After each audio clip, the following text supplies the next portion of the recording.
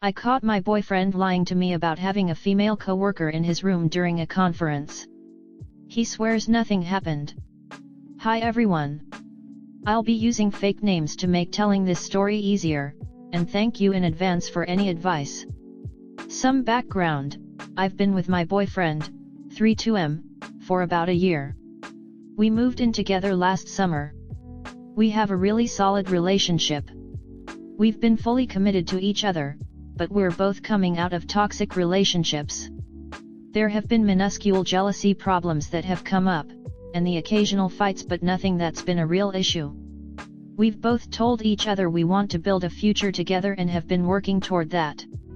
My boyfriend, we'll call him Roger, went to a work conference last week.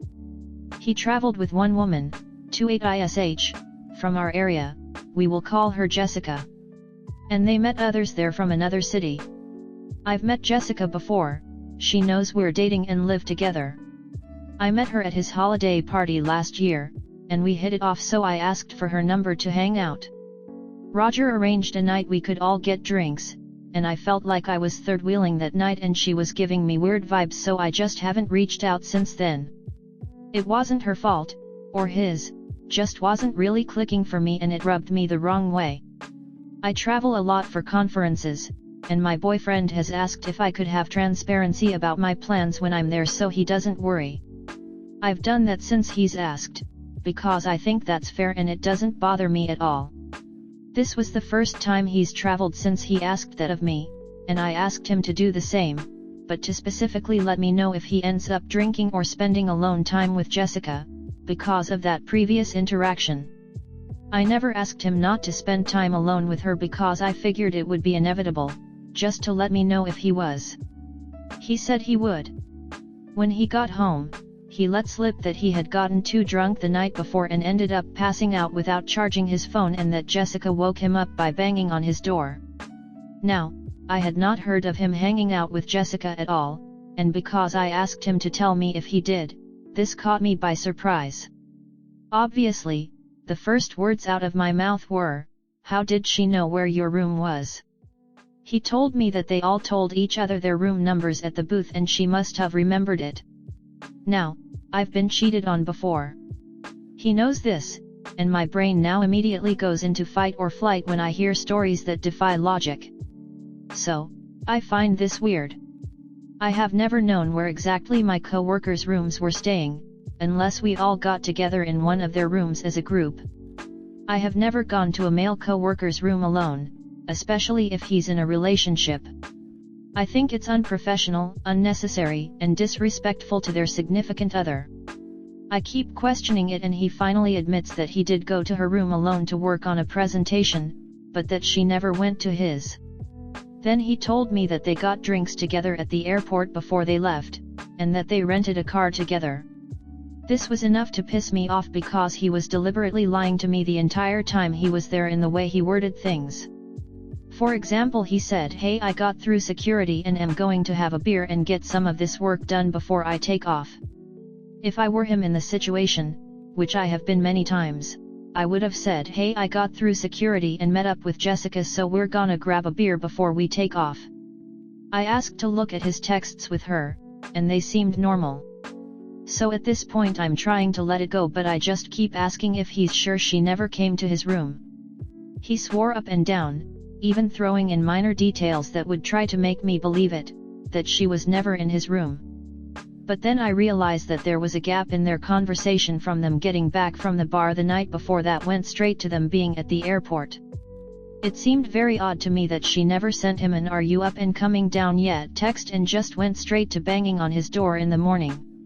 So then I asked to check his deleted texts folder, and lo and behold, he deleted a bunch of texts from their conversation. Then he freaks out and starts admitting that he had her come to his room but nothing happened and that she just came up for 10 minutes before dinner so they could call an Uber together. Mind you, he was on the 10th floor and she was on the 6th, so not sure why that would be the reason. And I just can't believe he would have lied to my face for 5 straight hours for something innocent. I have no idea if anything actually happened, but since then I've requested to look at multiple things in his phone and he did a massive cleanup since our fight that night, so I will get no answers. He swears he'll do literally anything to gain my trust back and that he didn't cheat on me, but I don't even care if he did cheat on me at this point. Lying to my face for that long was psychopathic. But everyone I talk to just keeps saying how good of a guy he is and that they know he loves me so much and would highly doubt he physically cheated. He has acted super remorseful and has been crying and moping around and doing things around the apartment for me. He said it's the biggest fuck up of his life and he will do anything to earn back my trust, but he can't lose me. I just have no idea what it means or what to do. Please let me know your thoughts. I've been so heartbroken. Comment. Listen, the fact that he didn't tell you the full truth to begin with is a major red flag. Add in the fact that you said you felt like you were third-wheeling when the three of you hung out. Big red flags. You may be trying to find a way to convince yourself that nothing happened, but the logical side of you already knows this isn't right. You choose how you move on from this, but you know what you know. Words mean nothing when the actions don't match. I'm sorry, but I do not believe him. I realize I only know what you've written here, but what bothers me is that he lied multiple times. First she never came to the room, then later he admits she did but nothing happened. Are you sure? Trickle truth, etc. Then, to top that off, he deleted conversations and cleaned up his phone. It's all too suspicious for me and I wouldn't trust a word out of his mouth at this point. The fact that he was still deleting texts after you caught him says everything. If he genuinely wanted to earn your trust back, he'd be fully transparent with you. Now you know for a fact that was just lip service. Even if that text from her was genuine and he didn't cheat, the real issue is still all the lying. Now you know he's willing to lie straight to your face multiple times and won't admit the truth until he is completely backed into a corner. If you forgive him, he's just going to learn from this and be better at covering his tracks next time. He's already doing it with his phone. Girl. I know it sucks being 30 and having to throw the towel in on another relationship, but you are too damn old to be playing detective catch-a-hoe. The number of times this man had an opportunity to do the right thing and he chose wrong every single time. Been there, done that. Save yourself the mental spirals and constant turmoil of second-guessing everything and just get out. He's on high alert now and will delete anything and everything if it means saving his own ass. You deserve much, much more. Good luck. You deserve better. The fact that he lied and then tried to cover it up by deleting texts is a major red flag. Trust your gut on this one. It's not about whether he physically cheated or not, it's about the deceit and lack of respect for your boundaries. Don't let others gaslight you into thinking this behavior is acceptable. It's not. Cut ties and find someone who respects and values your trust. You deserve honesty and transparency in a relationship. Story 2. How do I get my husband to stop cooking? My husband at some point decided he wanted to start cooking some of our meals. I'm not really sure why. He has never cooked, which was fine because I love cooking. But at first I was like, this will be great. He's going to contribute more. This will be helpful. It has not been helpful. He is bad at cooking. At first, I would hang out in the kitchen and try to guide him, but he gets upset when he feels like I am correcting him and refuses to do what I suggest. If I don't say anything, but I see food starting to burn because a pan is on way too high, and I just get up to turn it down, he gets upset and says, please just let me do it. I will point out that he didn't even notice the pan burning, so how long was I supposed to let it happen before letting him do it? At a certain point I had to stop hanging out in the kitchen while he cooks, because I can't just sit there and let him do everything wrong without saying anything. I'm not good at too many things, but I'm a really good cook and I have a lot of experience, so I'm not sure why he doesn't want my help. Now I go in another room and spend the 1 to 2 hours stressfully listening to him clanging all my nice kitchen stuff around and frequently yelling God damn it. On multiple occasions the food has been completely inedible, and I'm not even a picky eater. He will eat his plate out of stubbornness, but most of the food ends up in the trash and it's a huge waste, especially considering today's food prices. He always says he will clean up afterwards, but I will see all my expensive cooking utensils and dishes and pans piled carelessly in the sink, and it makes me nervous that he is going to break or chip something.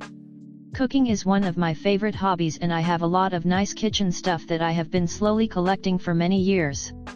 My collection of cooking tools is really important to me, and I have been slowly building it for over 15 years since I started living on my own. I don't feel like he is as careful with my things as I would be. So I always rush to finish eating, not hard since I usually only choke down a few bites out of politeness, so I can be the first one in the kitchen to clean my stuff. This upsets him, and he insists that he is perfectly capable of doing cleaning. I point out that the rest of the kitchen is an absolute disaster, food and sauces and garbage all over the counters and floor, and he can start tackling that, and again he will get upset, pick up a few things and then leave and go watch TV. So I end up cleaning everything. He makes insane messes when he cooks, and it's absolutely exhausting. We also have pets, and I have to be the one to check the floors to make sure all the food gets picked up, because he is apparently incapable of looking down at the floor and seeing all the stuff he dropped while cooking.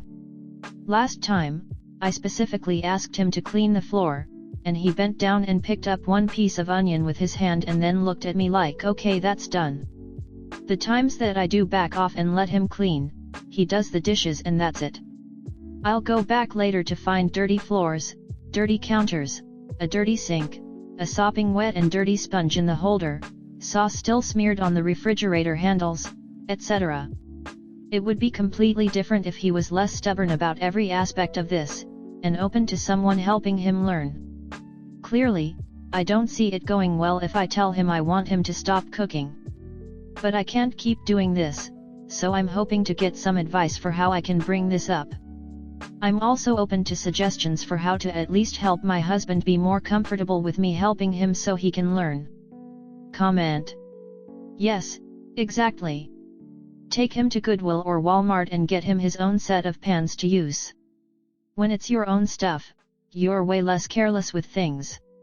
If he gets stubborn about it, liken it to tools for something he loves. My dad was a car guy, and God help anyone that touched his tools without asking. Make it personal for him. Honestly, this is baffling. He has to know he's not a good cook. When everyone is in a good mood, I'd ask him why he has decided to start cooking, be as positive as possible no matter how he responds. The key is to help him feel safe for the real question, ask how you could help him improve without him feeling you're stepping on his toes. No matter how he answers either of these, you need to bring up how he is treating your expensive kitchen items. That he can either plan on spending a lot of money to replace the items, or try harder to work with them properly. Finally, have you ever thought to write these sorts of things in a letter? This is only necessary for the emotionally immature, but that sounds like your husband. There's a chance this works better than talking it through, as there's no chance for him to interrupt, or start yelling. Just simply forces him to read the problems he's causing. Yet actually, forcing him to cook in public at like a class or something will require him to hold his temper better. It's possible he doesn't want to listen to his wife because she's not a professional, so he'll lap up a teacher's requests and directions more. God, and they will teach him to be a cleaner cook. I lived with a close friend for a few years, and my God, the woman could throw down in the kitchen. But she also completely destroyed it every single time. It's a big reason I moved out. I couldn't stand how gross the kitchen got and how poorly she cleaned it. I destroy the kitchen every time I cook the delicious food I cook, but I also fix it back to the previous state as well. If you get in the habit of leaving the mess, it's harder to cook the next time. Lessons learned from Dad. He sounds quite stubborn as well.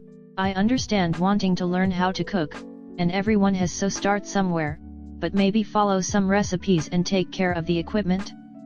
I'd suggest trying to make a fun date night dinner thing, where you make a recipe together. It could work. He reminds me of my ex-boyfriend who served raw chicken out of stubbornness, when I told him it wasn't cooked correctly and he shouted at me for nagging him, and he served it anyways. Could be an ego problem. You both need to distinguish cooking as a hobby and cooking as a chore. A hobby you can be bad at and it's fine. If you are cooking dinner for the family, you need to make it edible or else you didn't do your job, the same as anything else. It's not overly critical to tell him that dinner is inedible. Here is why: it's his chore he is doing incorrectly. If you volunteer to do laundry and you do it incorrectly every time, you don't get credit for doing laundry right. He can burn stuff on the weekend while he practices, and then you order takeout when it sucks, and it will suck, as long as he refuses to learn to be better.